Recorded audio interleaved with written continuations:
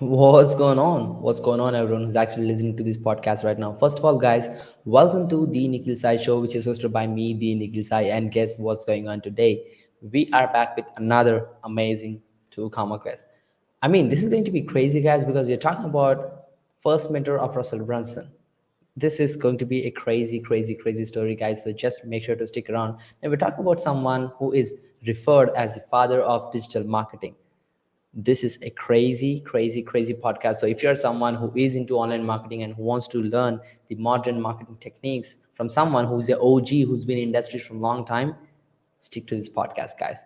Right? And this dude has been crazy throughout his journey. He created over 30 startups. We're talking about 30 different startups. This is crazy, guys, right? And he done so many different things for the first time ever in the online space, like creating the first ebook. Like every online business has an ebook right now, but that was discovered by him. This is crazy. He created the first online ad tracking company, which is crazy. He created the first pixel. He created the second PPC company while Google boys were still in college. This is crazy journey, guys. And he created a website back then, which is Starblaze, which is the top 36 website back then within just 6 weeks of launching with $0 ad budget. So we're talking about OG here who understands online marketing, digital marketing very well with a great insight here. And he's been an author of dozens of books which are published in 25 languages. Multiple of them are bestsellers.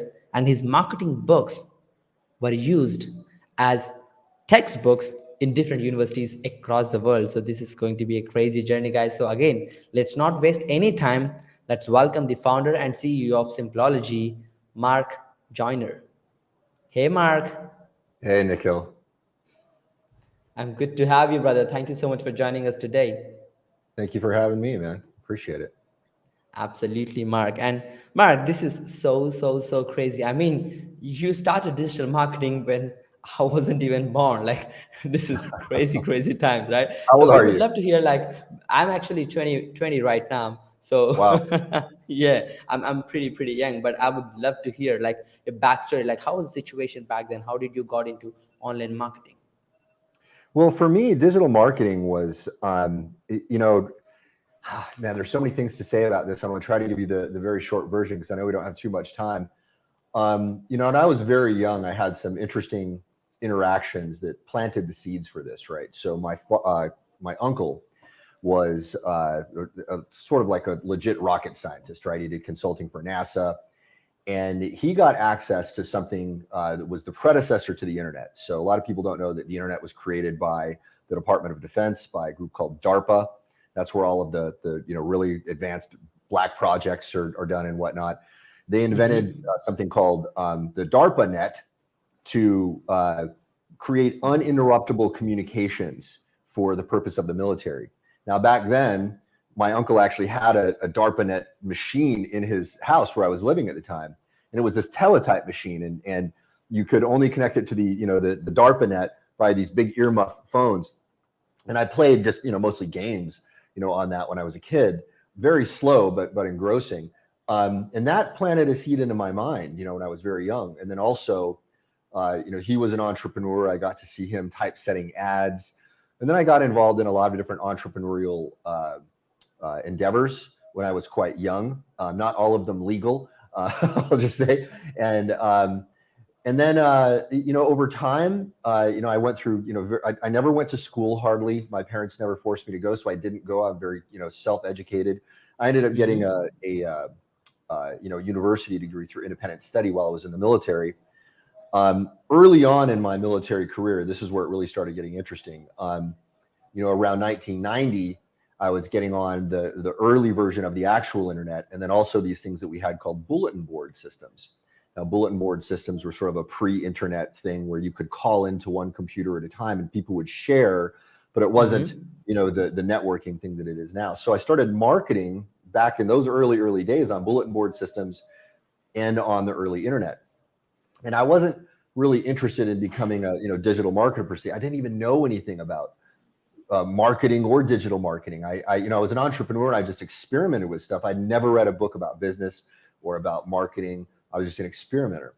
So when I was getting involved in the early digital marketing, I was creating a playbook based on, what I had learned about military strategy and tactics and what I had learned about, psychological principles. And I codified all of that later in a book called Mind Control Marketing, which is sort of, more or less the playbook I still use today in a larger strategic sense.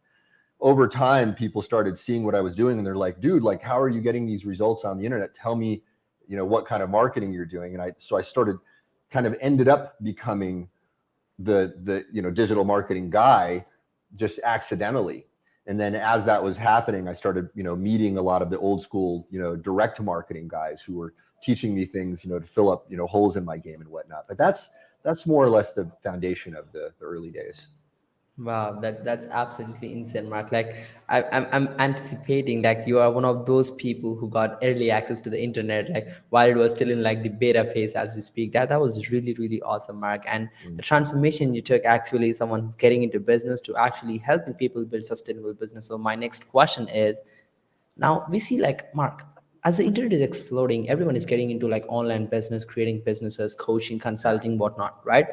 And Yeah. like everyone is a coach these days. So like, but as Yes. you're someone who's seen Exactly. everything, yeah, like everything, like you have seen from starting of the internet to where it is right now, you know what it takes to build like a sustainable online business, like which is going to stay in the game. So I would love to hear from you, like the OG, like what is your vision, like when it comes to like building a sustainable business for long term? What is your advice for most people who are building quick businesses, like they're running for 3 months, they're gone the next month? So like how Yes. someone can actually build a long term business? It's a really good question, and it's so I'm going to give you a short answer, and then if I may give you a link to a longer answer, I shall. So this is something that we have to go a little bit deeper than most people will go. Some people tell me, you've got to do this in your business to make it last a long time. You've got to do that. All that advice can be useful, but there is a larger context that's really critical here that we need to understand. We have to understand the larger context of what's happening in the technological landscape, the technological battlefield, before we can understand how to properly structure a business. Because while a lot of people are giving very good advice, if they don't take into consideration what I'm about to explain to you, they're building a castle made of sand, okay? Or to give another metaphor, they're building a beautiful building on a foundation of sand, okay? So this context is that there are technological trends going on in the world right now that are happening at an extremely fast pace, that are happening so rapidly, and the changes that they imply are so profound that if you don't take them into consideration, you're really, really not doing the right thing. Okay, so this context is that, to put it in the very simplest terms, right? I'm going to give you a few different ways to describe the same phenomenon, right? So one way to say it is that the pace of technological change is doubling, right? So that means if you were to put this on a growth curve, you would see like a slope like this, and then suddenly it's going to go poof, boom like this. This is what exponents behave like. Okay, so now a linear growth curve goes like this. An exponential growth curve starts out slowly and then shoom, boom, shoots up. We're kind of at the little turning point where that thing is about to just explode. Yep. Now, another way to put this is that the period of time in between a paradigm shift, the paradigm shifting discovery or invention, has been having itself throughout history. Okay, so I'm going to give you some BS numbers here, right? Because nobody really knows the numbers. But imagine that the period of time in between the discovery of fire and then the Stone Age was like, 250,000 years. And then the period of time between the Stone Age and the Bronze Age is, 125,000. And then it cuts in half again, and cuts in half again, and cuts in half again. And again, if you plot it out, it looks like this, right? It's this very, Yeah. very long, slow thing, and then boom, shoots up. So Wow. we're at a point now. Now, let me give you an idea of so when we talk about paradigm shifts, now this is, I got to be a little slightly long-winded here. I'm going to try to be as brief as I can, but I really want people to understand. Okay, so Yep. when we say the word paradigm shift, people hear that and they go, oh yeah, paradigm shift means big change, right? Let me put this in context, what a paradigm shift is. Historians will tell you that the discovery or invention of agriculture was the fundamental catalyst for civilization itself. No agriculture, no civilization. Okay, so imagine one technological advancement took us from being hunter-gatherers to being people who reside in cities. Okay, now this, if you look at the etymology of the word civilization, it comes from the Latin word civis, which means city. Okay, no cities and no civilization, no technological advancement the way we're seeing it right now, because remember, we used to spend all of our time hunting and gathering, more or less, and then we were freed in a sense. We were enslaved in one sense and then freed in another. We're enslaved because we're now tied to a specific geographic location. We have agriculture. It means we can grow our own animals, we can grow our own food. We have to be tied to the land. But when we're tied to the land, things start to develop and advance. That's a paradigm shift. That's how freaking huge a paradigm shift is, okay? We are at a point now where we're experiencing a paradigm shift every single day, at least in one field or another. Okay, now, people might think, well, is that really true? Like, I don't see that. Okay, well, let me tell you this. Let me give you another vector that you need to factor in. I'm going to tell you that it can be happening and you cannot know about it. Here's why. So in 2003, Eric Schmidt very famously said that the period of time, my apologies, I'm turning off my sound here. I had an alarm going off. The period of time, or let's just say this, the amount of data that we were entering into this stream by the end of 2003, okay, was 5 exabytes of data every day. Okay, now to put this in context, if you were to take all of the information that had been amassed from the dawn of recorded history to the beginning of 2003, that was about 5 exabytes of data. By the end of 2003, we were putting 5 exabytes of data into the stream every single day. Okay, now let's plot that out. Boom. Okay, it's an exponential growth curve. Now, this is referring to a phenomenon that I've written about that I call the complexity gap. Okay, the world is getting more and more complex. The amount of information that we're dumping into the stream is increasing at a radically fast rate. The human mind can only process, in conscious working memory, about 7 bits of data, plus or minus 2. There's a very famous paper written about that. But the amount of data available, boom, this is constant. The amount of data we can handle, the amount of data available is exploding. Yeah. So the implications of that are that your ability to manage information is gone, right? You need to have very, very specific strategies for managing that. Now, that's why, 17 years ago, I started the company Simpleology, because I knew that this was going to be a problem, and that solves that problem for people.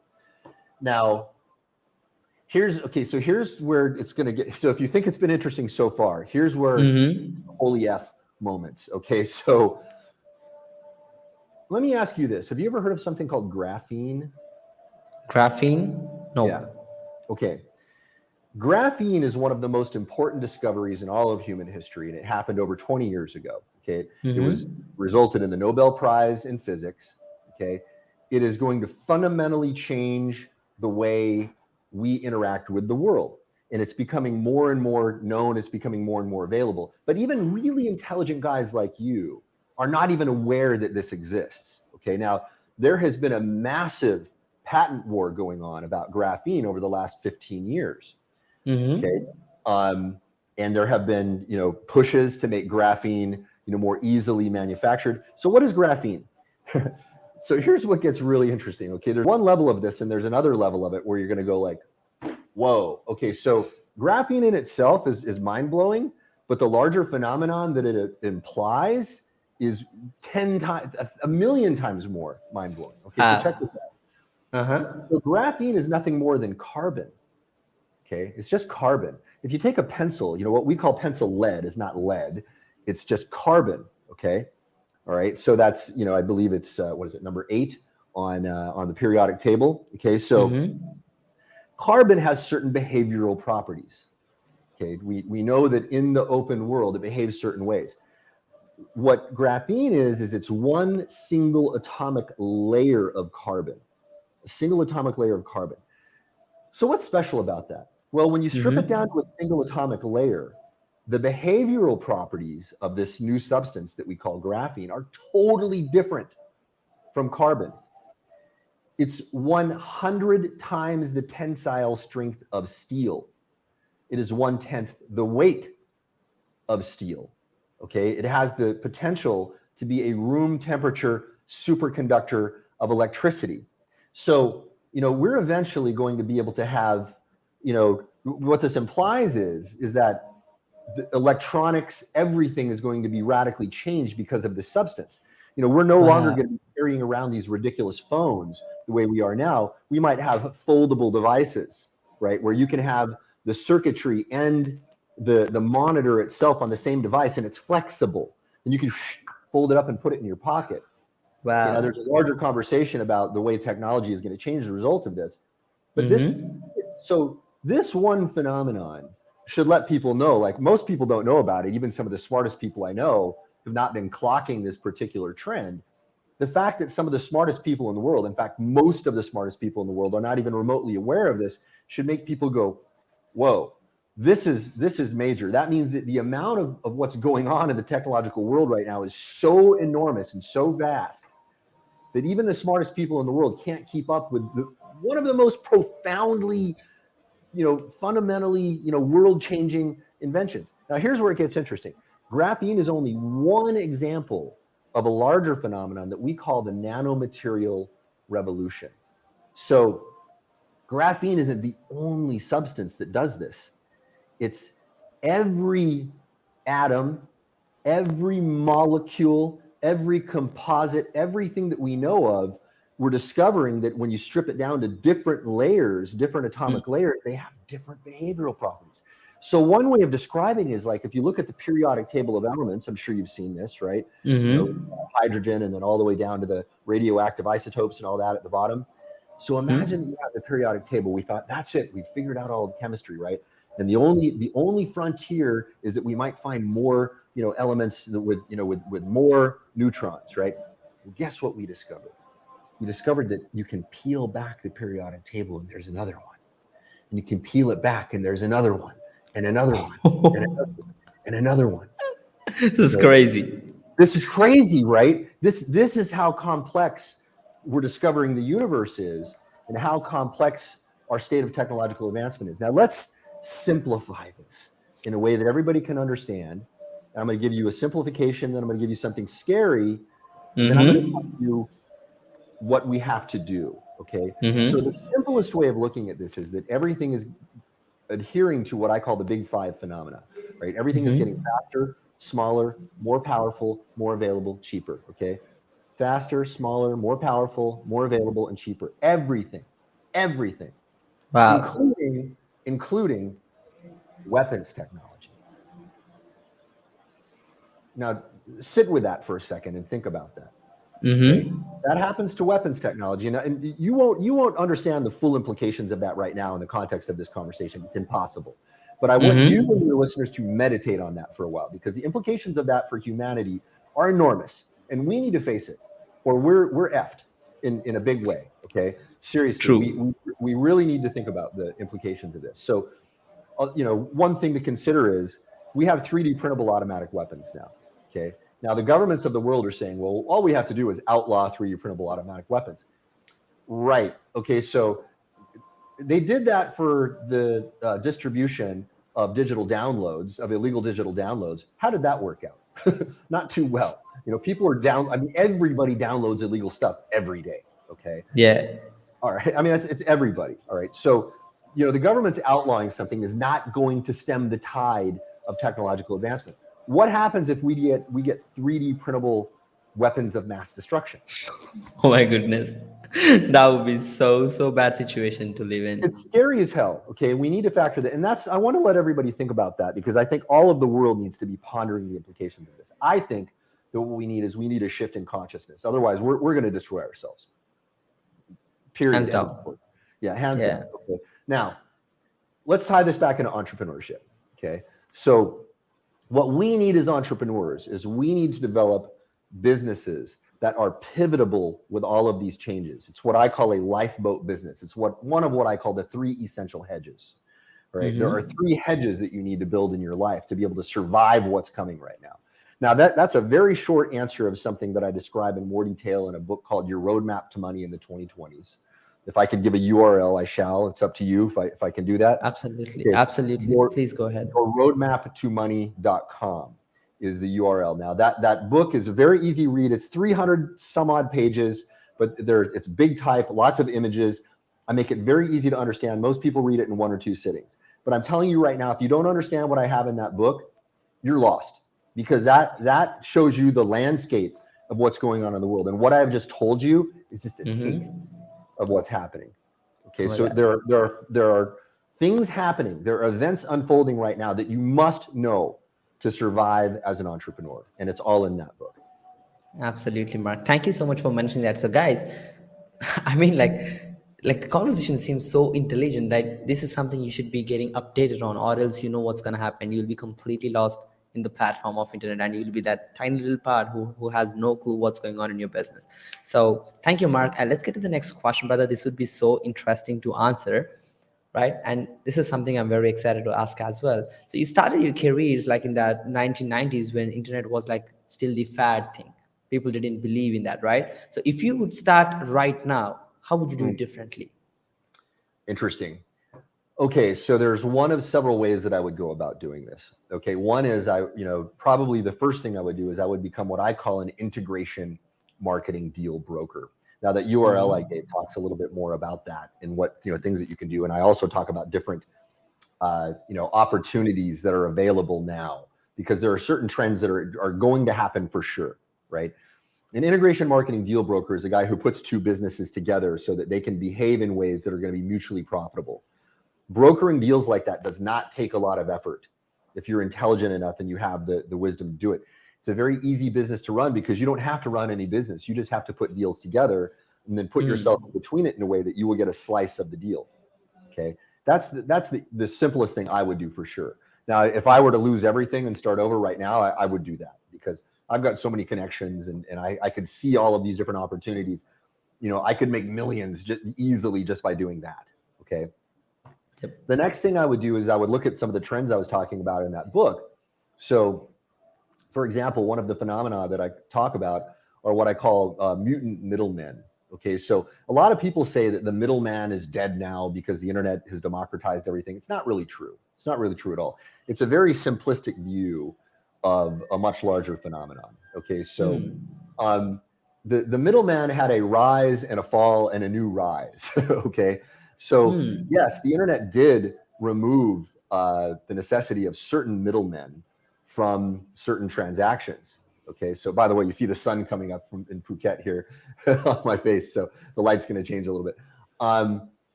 Right now, we have an opportunity for new breeds of middlemen to rise up. Let me give you one example that I find very interesting that I wish someone would do, and hopefully somebody watching might take advantage of this, business opportunity. Yep. Because we have the complexity gap, and there is this enormous sea of information we're swimming in, and it's so difficult to navigate it. Getting accurate information is very hard.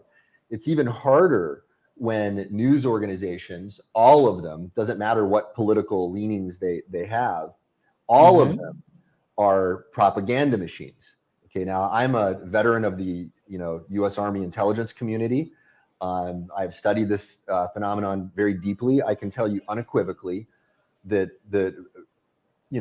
largely journalism is dead today. Okay, there are real journalists out there, but if you watch the mainstream corporate news, you're getting mostly propaganda. All right. Yeah. And if anybody disputes that, I would love to have a conversation with anyone who disputes that, because it's very, very easy to prove. Very easy to prove. Okay. It's not even a debatable thing at this point, but I would love to have the debate, because there are a lot of people walking around with the misperception that what they are getting through, standard journalism in the corporate, media sphere is real and it's genuine, right? It's not real. It's beholden to corporate interests It's beholden to the interests of interest groups. It's beholden to the interests of governments. I mean, it's very, very clear, extremely well documented. I have seen it from the inside. It's there. And governments are manipulating media all around the world, okay? And this Oh is my God. super well documented, all right? So when you see news, all right, you need to take a very, very critical eye when you look at that, all right? Because a lot of it is very alarmist and is getting us alarmed about things that we don't have to be alarmed about. And it's failing to tell us about things that are far more important. For example, everything that we have talked about from the beginning of this conversation until this moment right now is 1,000 times more important than everything that they talk about on the damn news. 100%. Yep. Why are they not talking about that? Because they don't care about your interests. All right. Now, I'm a little bit passionate about this because this is a problem for our survival as a species. So what business opportunity is implied here? We need to have people who are what I call mutant middlemen. This is one way that a mutant middleman can manifest, who is somebody who develops relationships of trust with people, gleans information from many sources, and then gives people an actual landscape of what's happening in the moment. We don't have that right now. There are people that profess to be aggregators of information.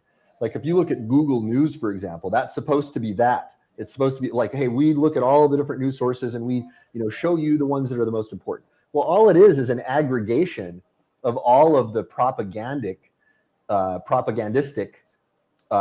corporate media sources. So we need something far, far better than that. And I hope that somebody watching right now does this because I will become your customer, right? We need many people doing this and being involved in this. Yeah, absolutely, Mark. I think that was like, which crab do you want to hear? Here we go with all the different crabs. This is a compiled crab. Watch it, right? So that's what's really Right. happening right That's there. what we have. And the people compiling the crap and the fact checkers, by the way, are just as corrupt for the most part. So we Oh my need God. real people doing this. Yep, Who are absolutely, genuine. Mark. Yeah, I mean, we were talking about world's real problem, Mark. Like, appreciate that. That was very, very, very insightful, brother. Let's get to the next question, brother. I mean, like, you've been this enormous person who've been involved in 30 plus startups, and now talking about like technology, graphite, and graphene, like whatnot. Like, you've been so insightful on what's going on around you and what's going on in the world, even in this paradigmic situation. So, I would love to hear more about like how do you get stuff done? We would love to hear like a quick intro on Simpleology. How does that work for you? Well, thank you for that opportunity to talk about that. So Simpleology is a way of managing chaos, more or less, right? So what it does is it allows you to, in the simplest sense, take the information that you believe is important, go through a series of decisions about that, and then at the end of that process, you realize, oh, actually, only a tiny handful of things are really important for me to do right now. That's the simplest way. There's many, many things that Simpleology does. We've been evolving it for 17 years, right? We're constantly iterating it up. But that's the core foundation of the most important thing. And by the way, when people go use it, they, we have this training. We have this training that goes from white belt all the way to black belt. The white belt training gets you to master some habits that help you do just that. Okay, that help you manage that information. That's the most potent thing you can do to start getting more productive. Now, the people who start using it and use it correctly, and we train people to use it correctly, if you just follow the instructions, right, you can use it correctly. Within about 48 hours, you're getting done in about 2 hours, what takes you normally about a week or a day, depending on how dysfunctional your productivity is right now. Now, how is that possible, right? It's not necessarily that you do become more productive and that you do more because our brains don't function as well when we're constantly confused and bombarded. But really, it's all about meaningful productivity. When you can understand what that meaningful productivity is, and you knock those things out, you start to see progress happen at an exponentially faster rate. So, and then subsequently, what happens is that your well-being improves, the well-being of your team improves because they're no longer running around like, oh my God, what's happening? I'm confused. I'm lost. Most of us are running around confused and lost because we're overwhelmed. This solves that so that you can get far more done, and it unleashes a lot more human potential, which is it's been just so wonderful watching this happen to people in real time. Wow, Mark. Thank you so much for the amazing opportunity. I mean, guys, Go check out Sympology. You will definitely love it. I mean, we're talking about entrepreneurs who are busy, who can get back extra time. Extra time that means much worth than real money. So go get it, guys. This is going to be amazing, amazing. And Mark, let's get to the next question. This would be so interesting. As someone who's been into very deep into marketing, you're someone who is a real fitness enthusiast, and we wonder, like, what do you think, like, fitness role as an entrepreneur, like how big it is for you and how it could impact other people? Well, it's to me, in my mind, it's non-negotiable. Now, I've gone through, being very fit to being not very fit, Mm-hmm. and I will tell you right now, I would never give up being fit for any amount of food or anything. Nothing compares to it. Okay, in terms of your general sense of well-being, your productivity, your health, your longevity, all of that. It is a non-negotiable thing that you must do as an entrepreneur if you want to live up to your full potential. All right. Now, I went through phases where I, had, a lot of early success when I was younger, and allowed myself to be influenced by people who were telling me to, eat lots of fancy foods and drink lots of booze and stuff like that. And I got fat and sick. Shouldn't be a shocker. Okay. We know that the science is pretty clear about this now. Yeah.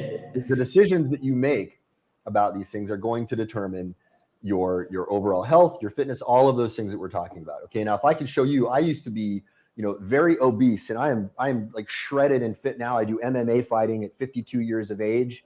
All right. Wow. So I take my health and my fitness very, very seriously, very seriously. Um, what I will tell you is this: a lot of people you were really good at coming up with excuses for avoiding fitness. I don't have the time. Bullshit. Okay, you don't have the time not to do it. This needs to be your job.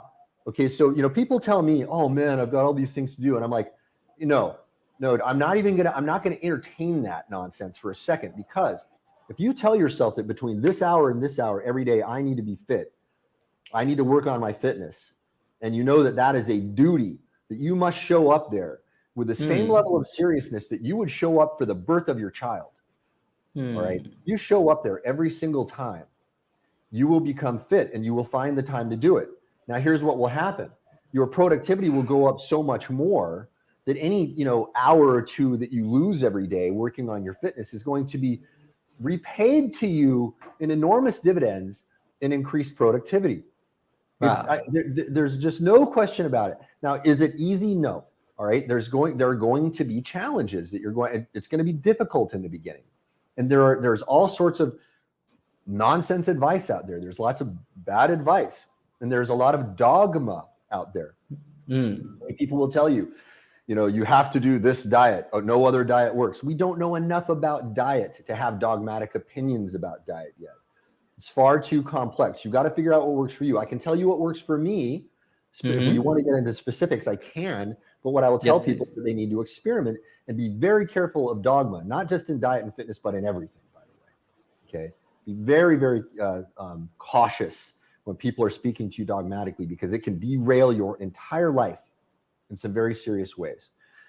So there will be an adaptation phase where you get used to becoming fit. You will have ups and downs.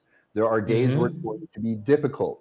You may get really fit and you may get injured. Okay, I've experienced, broken ribs several times. It took me out of, fighting for a long time. And, I am at a point now where I realize, okay, the Stoicists have a saying in Latin, which is amor fati, which means the love of fate. It means that whatever happens to you, you love it. You love it. Now, who knows if fate always deals to you whatever hand that you need to advance as a human being. But if you look at your life through that lens, it's Mm-hmm. always going to be useful. It's way better than being fatalistic and saying, oh no, my life is over, this happened to me, it's terrible. No, look at everything that happened to you as a gift, even the ugly things. If you love the fate of what happens to you, if you're getting fit and then you suffer an injury, you're like, okay, there's something I can learn from this.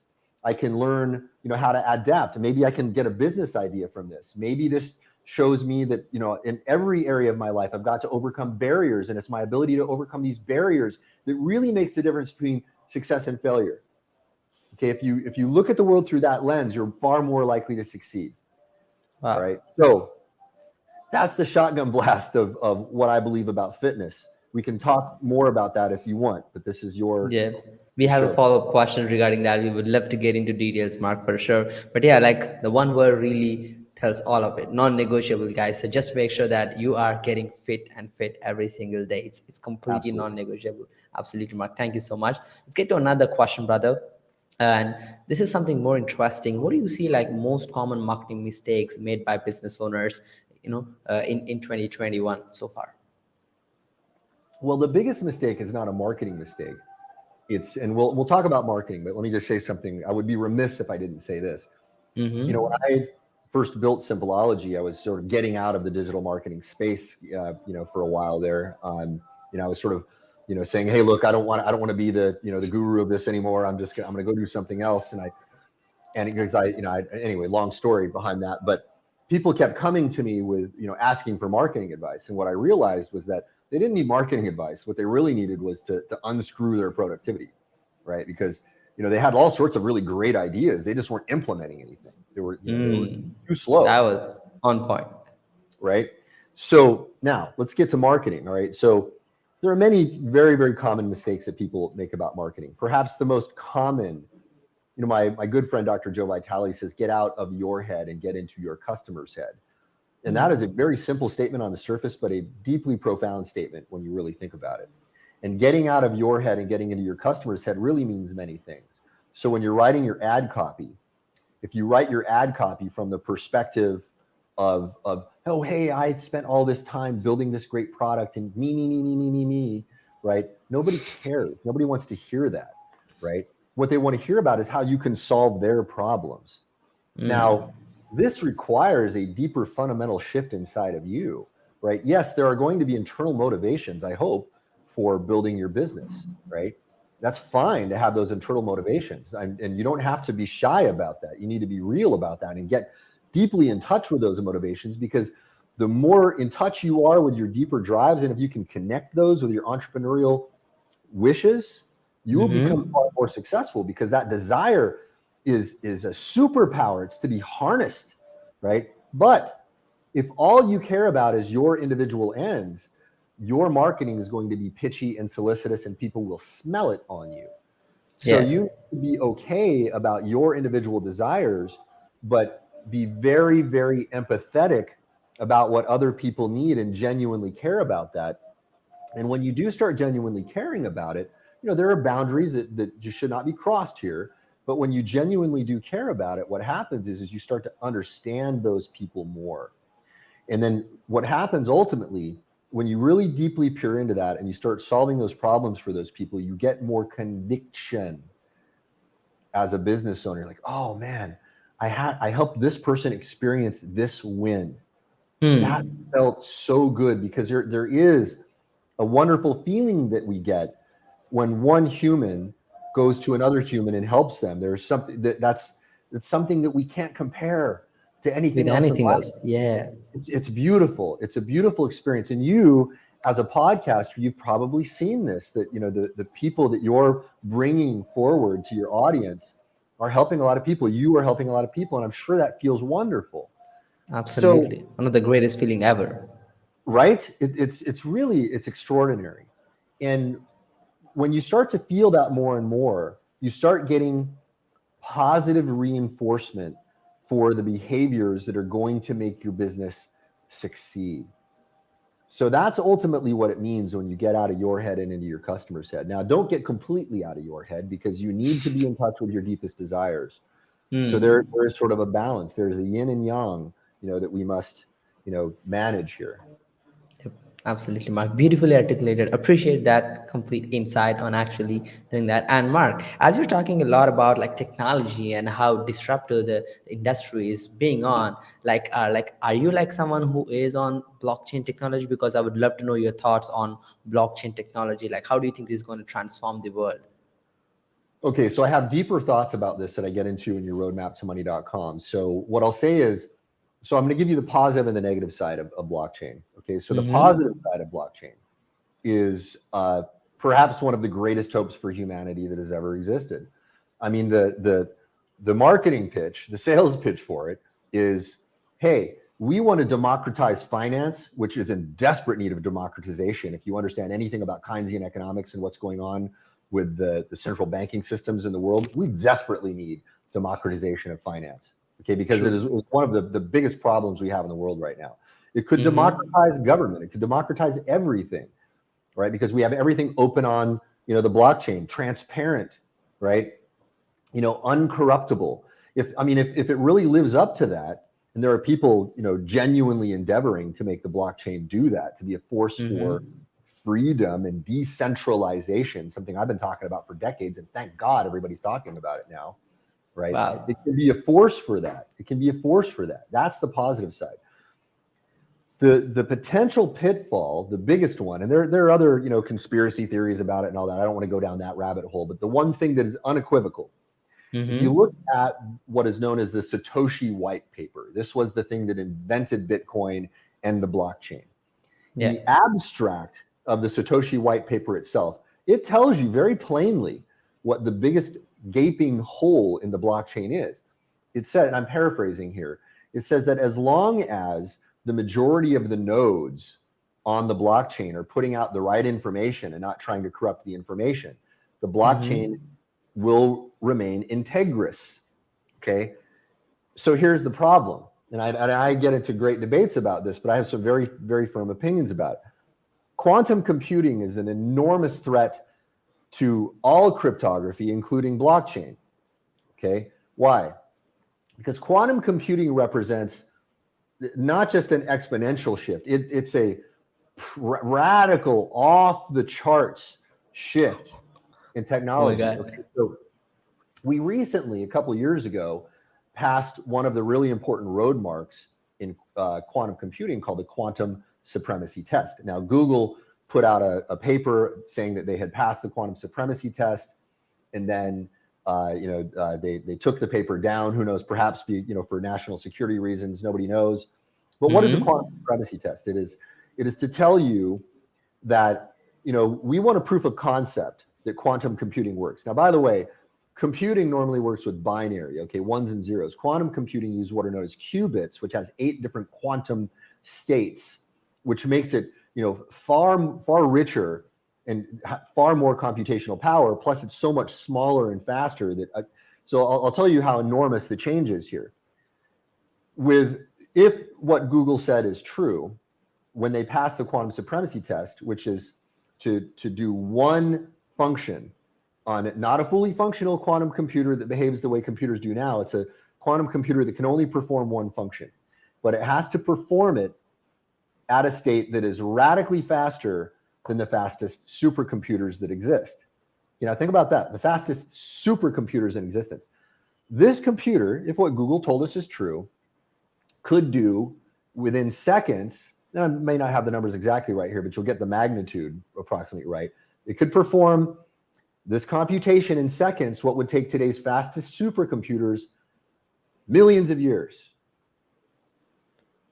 Holy moly, that was crazy to hear. Okay, now here's what the naysayers go, but Mark, that's just one function, it's one algorithm, it's not a fully functional computer. Totally true. But if you think that a fully functional quantum computer is not around the corner, you don't understand exponentiality. Okay? Exponentiality is telling us that this fully functional quantum computer is very close. Now here's what would happen. Let me tell you, if we have a fully functional quantum computer that could run OS X or Windows or Linux or whatever, okay, you could on one single quantum computer create millions and millions and millions of virtual machines, and with one quantum computer, own every blockchain, crack every crypto. All right, so think about that. Oh my goodness. Yeah. Now, there are people out there that say, oh, we're building quantum resistant cryptography, don't worry about it. And to that I say, how the F do you know that your hypothetical quantum resistant cryptography is actually going to work? Because you haven't tested it against real quantum computers yet. So don't tell me that you've solved this problem, right? That is a very hubristic statement to make.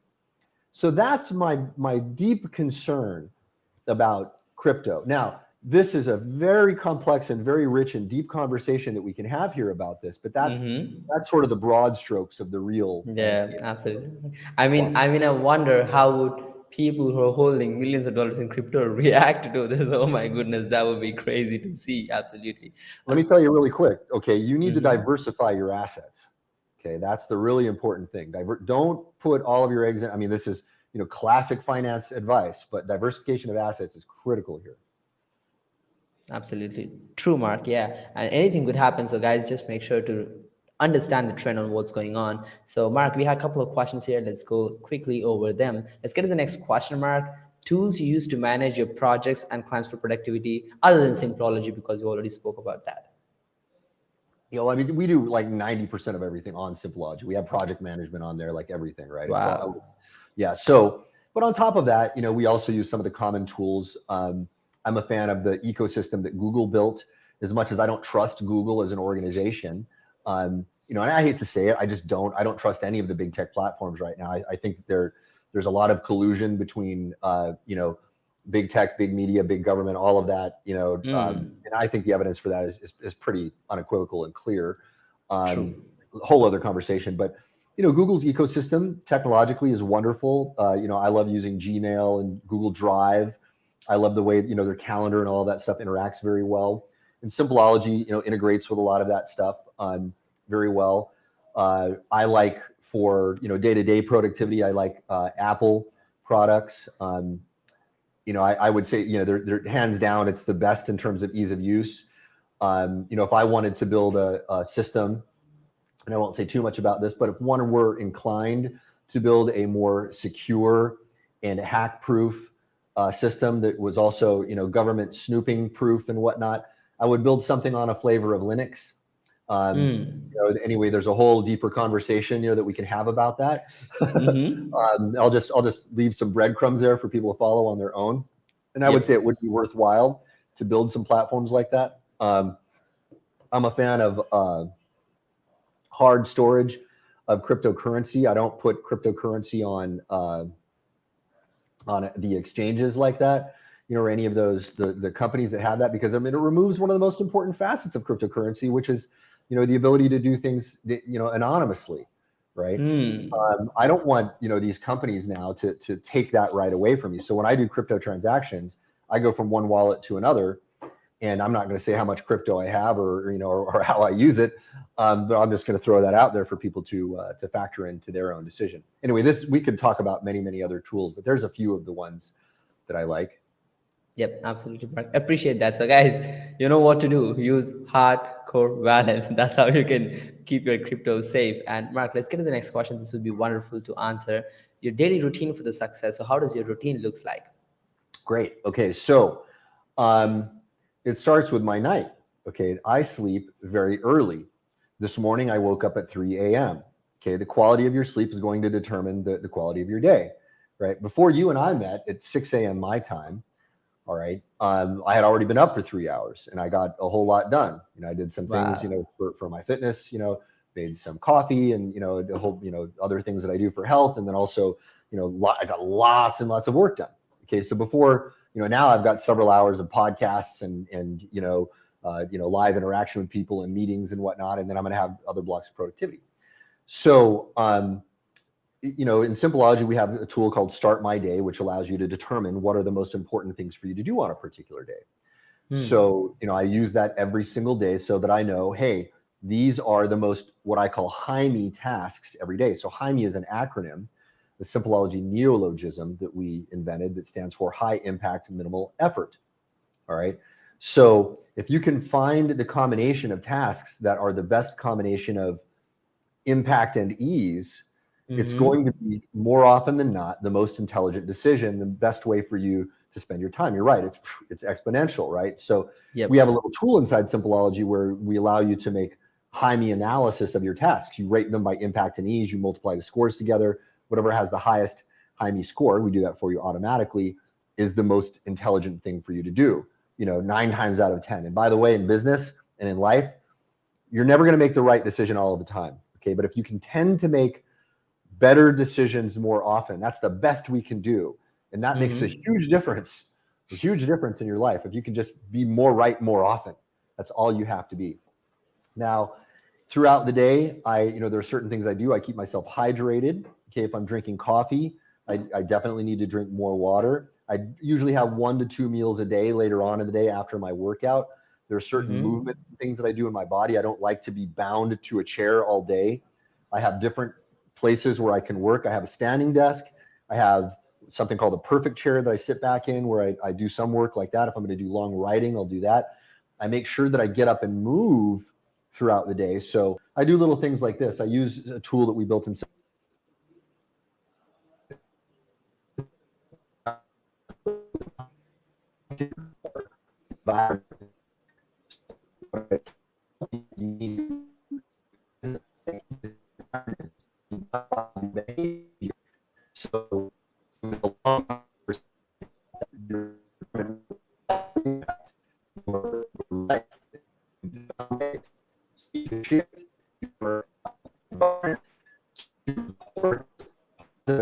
to prevent you from getting engaged in negative habits.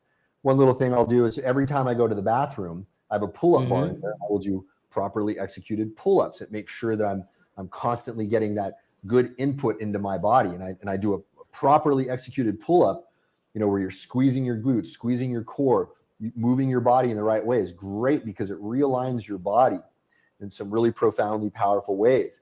There are movement patterns that I go through. I do animal flows throughout the day and things like that to keep my body more in tune with the way it needs to be. Because if you keep your body static for too long, those static patterns start to hold, and it doesn't take very long. So you need to make sure that you're constantly flooding your body and your mind with the right inputs. Now, I meet trainers. Okay, so I train, in MMA fighting 6 days a week. 4 days a week, I do Muay Thai and strength and conditioning training. 2 days a week, I do Brazilian Jiu-Jitsu. Now, I see those guys around the same time every day. Okay, before I see them, I usually get some sun on my face. Sun is very important.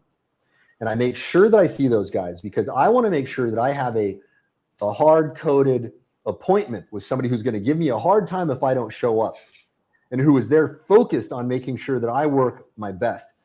Last week, I had one really bad day when I was working with my Muay Thai / strength and conditioning coach, guy Shamrock, right? Great guy. He trains a lot of MMA fighters here in Phuket, very famous trainer. And Sham, saw me about 20 minutes into it. I was ready to quit. I normally am not ready to quit my workouts. 20 minutes into it, he saw that and he did not let me quit. And I came this close to throwing up. Okay. Now I've done that before. I've straight puked in workouts before and kept going. The Army kind of gave me a little of that sensibility. That's a great mindset. He saw me and kept pushing me, and I was so grateful that he was there. So I think it's very, very useful to have appointments like that. Later on in the evening, I will tend to wind down a little bit more. It depends on what I have going on. Yesterday, I was sun up to sundown, constant go. But I like to have some, recreational stuff, in my evenings. And I like to have one day at least where I have nothing but relaxation. So there's a lot more we can say about that, but that's the broad strokes.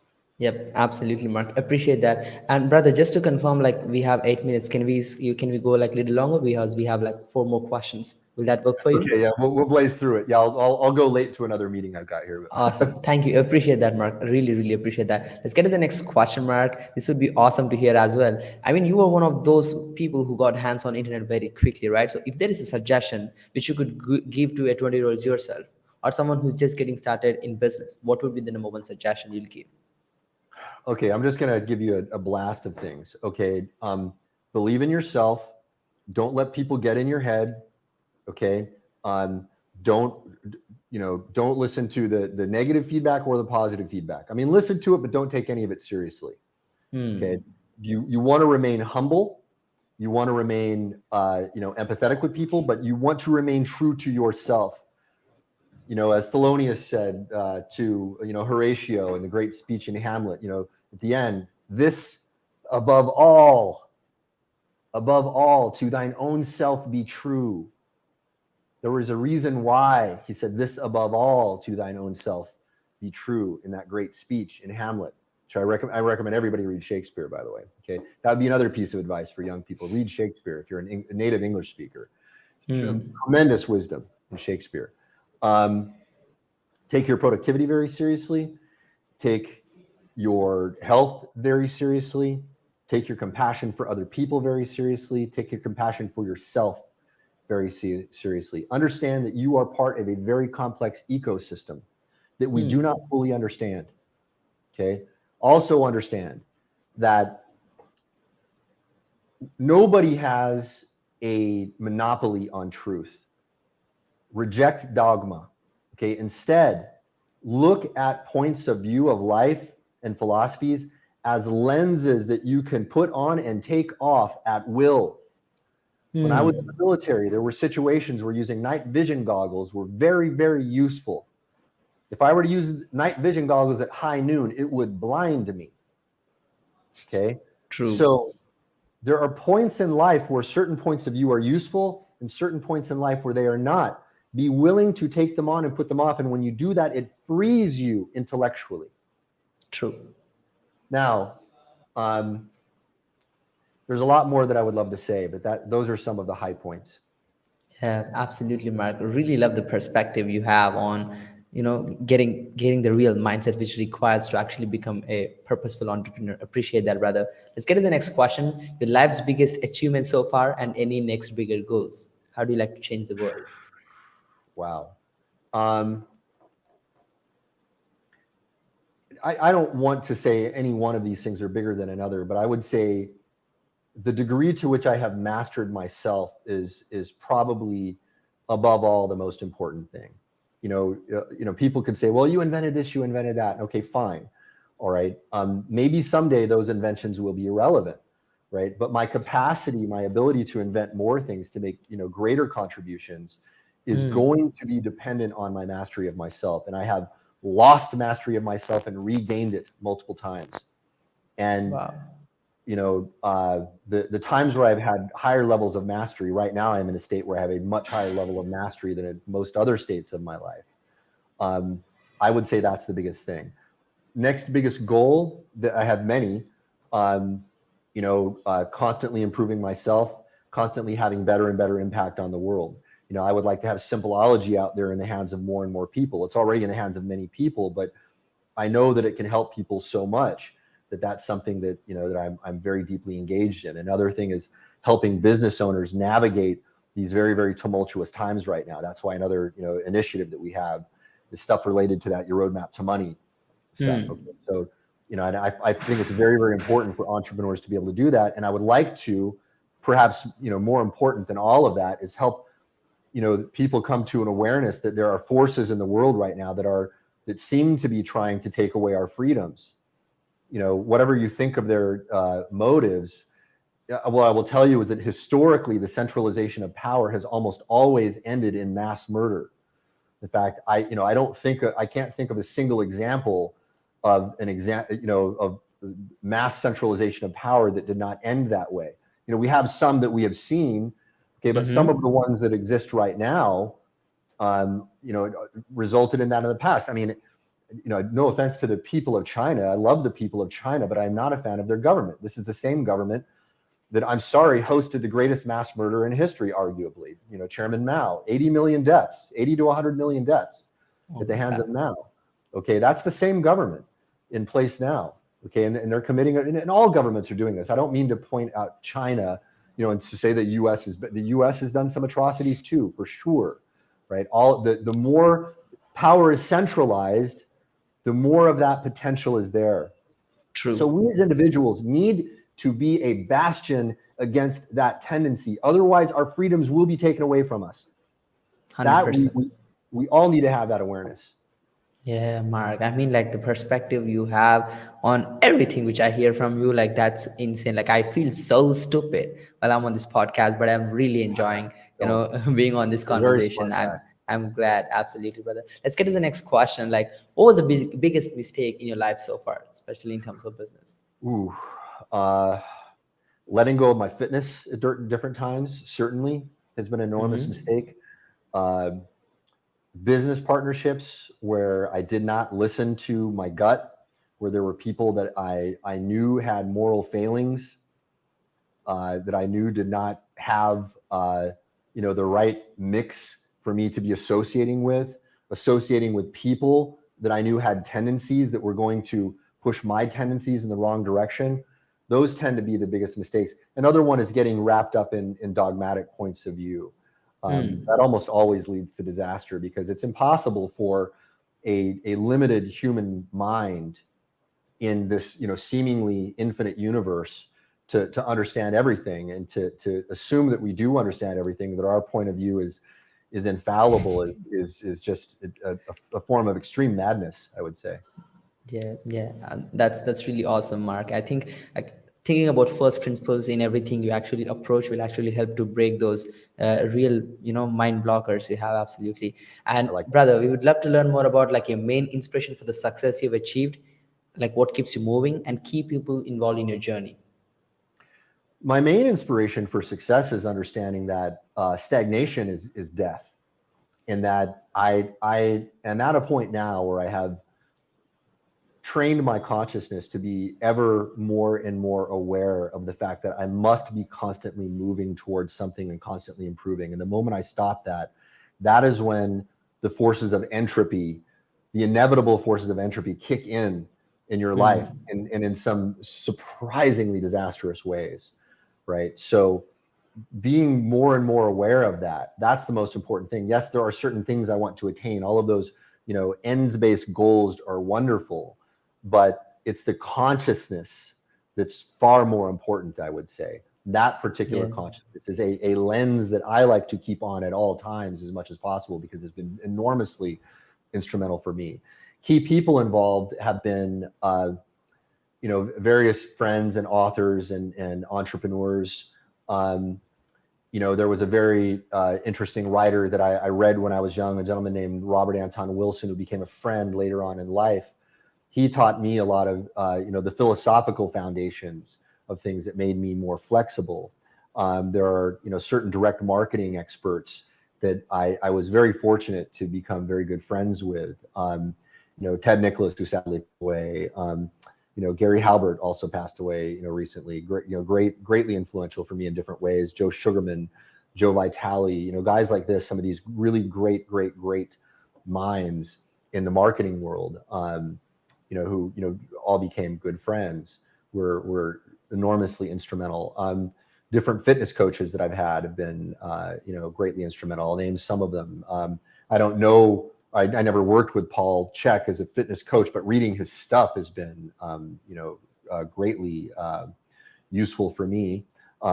Greg Payne is one of my great trainers. Michelle Owen was another great trainer. Thomas Engberts, Osmar Jr. DeLima, a great MMA fighter, the guy who first started me fighting. Shamrock Lepsky, my current trainer. Ben Royal, my current Brazilian Jiu-Jitsu coach. All of these guys. Oh, Benjamin Barone, my trainer in the Philippines. All of these guys have been enormously useful. Michael Arce in the Philippines as well taught me to overcome my fear of the gymnastic rings. All of these people. Yeah, like I don't know what my life would be like without their influences. Yeah, absolutely, Mark. I mean, this is what it really takes to become who you are, like surrounding with right people around you. Like, appreciate that, Mark. Thank you for mentioning a big list, guys. So, and Mark, like, such an amazing person, very big perspective on what's going on, what's gonna happen, and what has happened as well. Like, I mean, you feel like eternity here. I really appreciate that. So, where can our audience find your mentoring? So the one place I would recommend people go, which will sort of be an entryway to everything, is to go to that URL, yourroadmaptomoney.com, and read that book. It's free. You can print it out. You can read it on your screen, but I would recommend printing it. It's going to be a lot of pages to print, but but again, most people read it in one sitting or two. Okay, it's long. Okay, like in pages, but there are many images, and the type is big. I wrote it very specifically to make it easy to understand, because the ideas are big ideas. Some of them are difficult to understand, but something I pride myself on is my ability to take things that are complex and hard to understand and make it easy for you to understand. So there are metaphors and pictures and ways to help you get that big picture. That is the entry point, because if you don't understand that, you don't see what's going on in the world right now. And that's the base foundation. And that there are some next steps in it, which will tell you what to do as an entrepreneur, which I think are essential.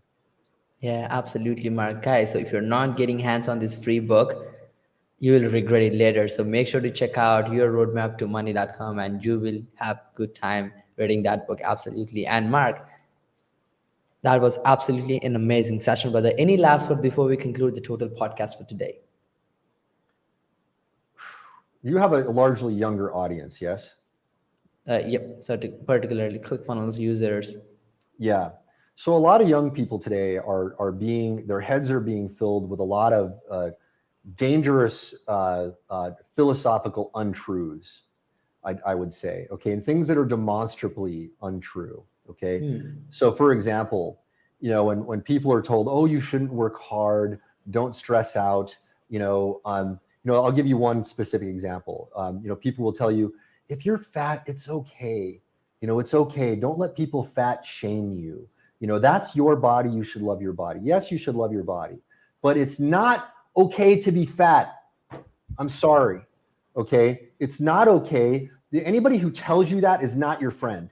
Why? Because there are proven ways to change obesity, to fix obesity. We have very, very good information about this now. Okay. And obesity is so tied in with so many different disease conditions that are reversible with lifestyle.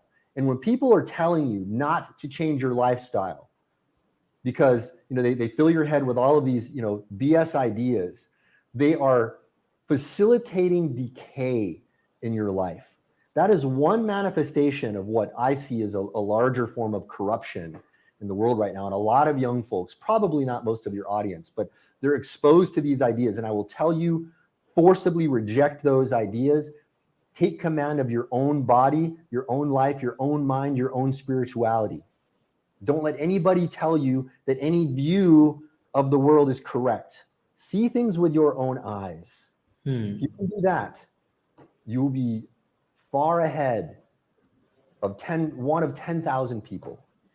Yeah, absolutely, Mark. I think this real analogy could be even attached to business. Like, don't let someone else's, assumptions stop you in your business or get to conclusions in your business that, oh, you're capped out. That's how big you could do. It fails and all of that jazz. But yeah, guys, I mean, that was an amazing perspective. So the goal is having your own lens, which you could remove and add and change perspective as you could pivot, to build a real sustainable business in this constantly, quickly changing world, Mark. And again, Mark, By the I way, would I'll just love to hear. okay, Yes. hold that, because I want to hear what you had to say, but I want to interject very briefly. It's okay to fail. In fact, it's essential to fail. That's how you learn. If you rewire your brain so that you must fail to get ahead because it's a hypothesis and you're testing it. Of course, not every hypothesis proves true. You have to fail to succeed. Okay, so there are a lot of people who are like, oh, I failed, that's it, and they get all emotional. Get over it and keep moving. It's the only way. It's the only way. Yep. You Yeah, were going yeah. to I say, mean, yeah, absolutely, brother. I think that was absolutely insanely mentioned. Like, if you ask Thomas Alva Edison, like, what happened? Why did you fail 10,000 times? He would say, like, the same reason. Hey, I didn't fail. I found 10,000 ways which couldn't work, and I found one way to lit the bulb. Absolutely. And again, Mark, thank you so much for this amazing opportunity. It was absolutely insane having you on for over 70 minutes here. It was amazingly brainstorming, brother. The ideas you lit up, the perspective we have was absolutely insane. I think this gave like a brief perspective on how they should look at business in the constantly changing world. Again, guys, hopefully you enjoyed the podcast session so far. Make sure to check out Simpleology as well as your roadmap to money.com. I'll link the links in the actual podcast description.